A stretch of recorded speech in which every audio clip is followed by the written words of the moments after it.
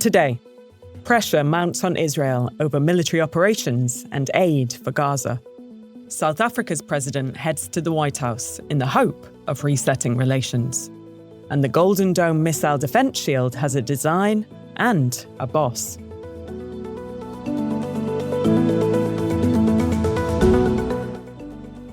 It's Wednesday, May 21st. This is Reuters World News, bringing you everything you need to know from the front lines in 10 minutes every weekday. I'm Tara Oakes in Liverpool.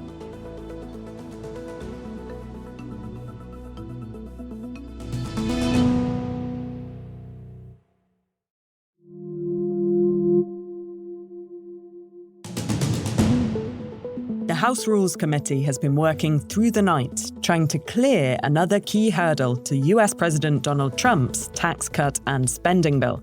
If it clears committee, House Speaker Mike Johnson could push for a vote on the House floor as early as today. Trump's approval rating has ticked slightly lower this week. That's according to a Reuters Ipsos poll. It stands at 42%. Matching the lowest level since the start of his new term. Elon Musk says he plans to significantly cut his political spending. It's the latest public signal that he's shifting his attention back to his business empire.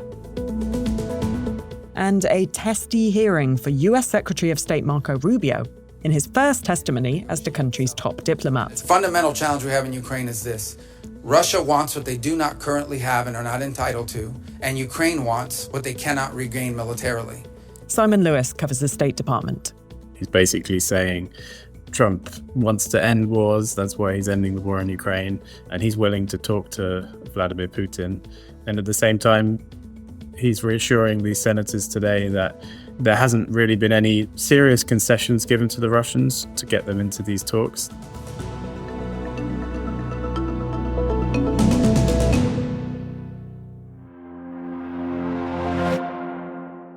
To London now, and a dramatic change in tone for UK-Israel relations. This Israeli government's egregious actions and rhetoric have continued. Britain's Foreign Minister David Lammy announcing a pause in trade talks with Israel and fresh sanctions against West Bank settlers.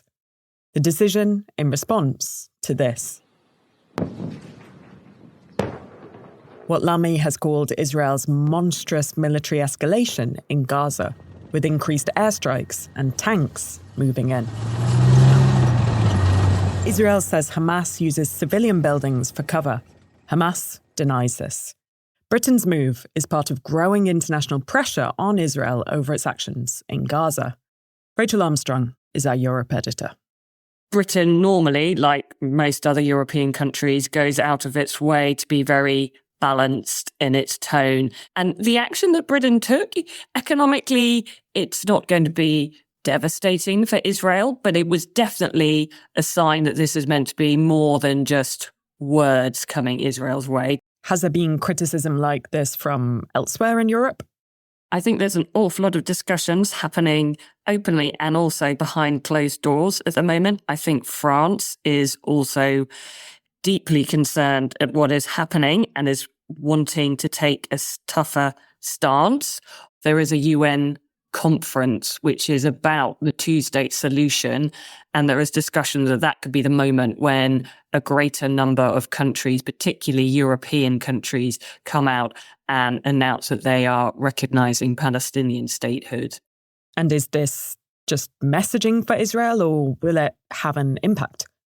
On the surface, none of this is going to have deep economic, political impact on Israel. However, the type of language we're hearing from some countries that Israel would normally consider close allies is deeply unusual, probably unprecedented, and that will cement concern among many of the country's opposition politicians that the country is entering a new level of international isolationism, and that will increase the pressure on Benjamin Netanyahu to do more in Gaza.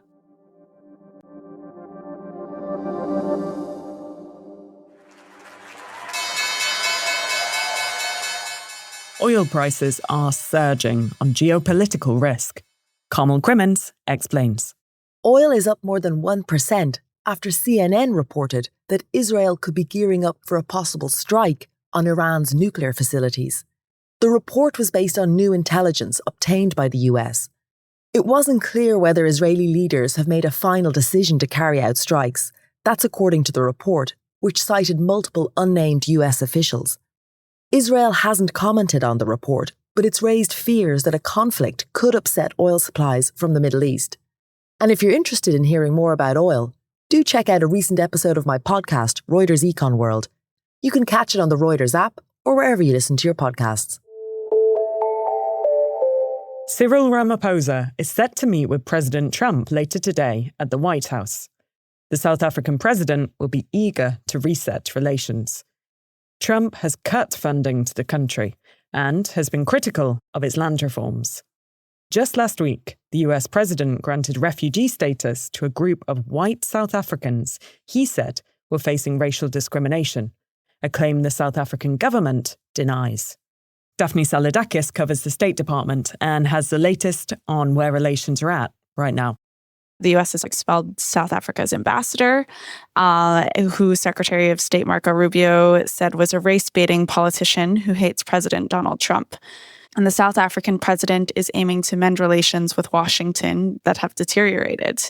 So Rubio told the Senate Foreign Relations Committee that this was an outreach on the part of the South African president. He said he wanted to come to Washington, wanted to reset relations with the United States, and that was something the U.S. would explore, but would do so with eyes wide open. So how is President Ramaphosa hoping to reset relations? Our colleague Nellie Payton in Johannesburg reported that he plans to discuss business opportunities for Elon Musk's companies during his visit. South African officials have been preparing a trade proposal to present to Trump to reset the relationship. One potential proposal would be for Tesla, which is led by Musk, a close ally and advisor to Trump, to receive favorable tariffs on its imports into South Africa in exchange for building electric vehicle charging stations. Ramaphosa's spokesperson also said that licensing for Musk's satellite company Starlink is also likely to be discussed.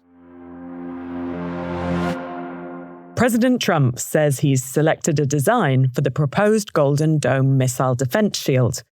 He's also named a Space Force general to head the ambitious program, aimed at blocking threats from China and Russia.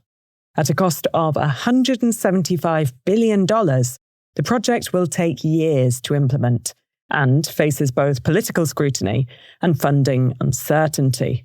Mike Stone covers the defense industry. Mike, firstly, what is Golden Dome?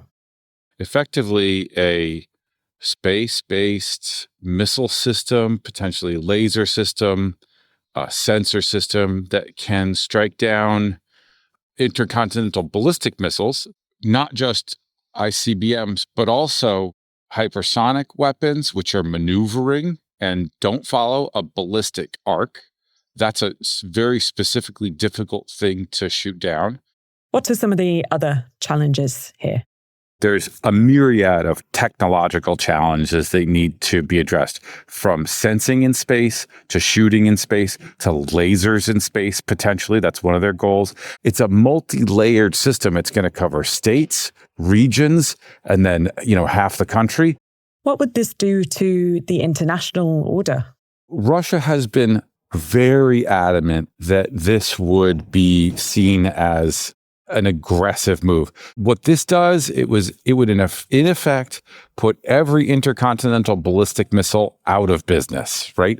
And so either China and Russia and anyone else that wanted to compete in this would have to come up with their own missile defense shield to negate the United States' ICBMs. If you put a shield up that blocks every single ICBM, all those investments are immediately worthless.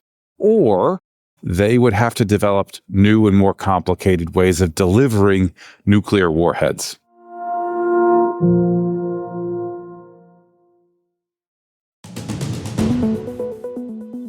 For today's recommended read, a photo gallery of red carpet highlights from the Cannes Film Festival. Follow the link in the description to see how stars have navigated the new dress code, banning both nudity and voluminous outfits. For more on any of the stories from today, check out Reuters.com or the Reuters app. Don't forget to follow us on your favourite podcast player, and we'll be back tomorrow with our daily headline show.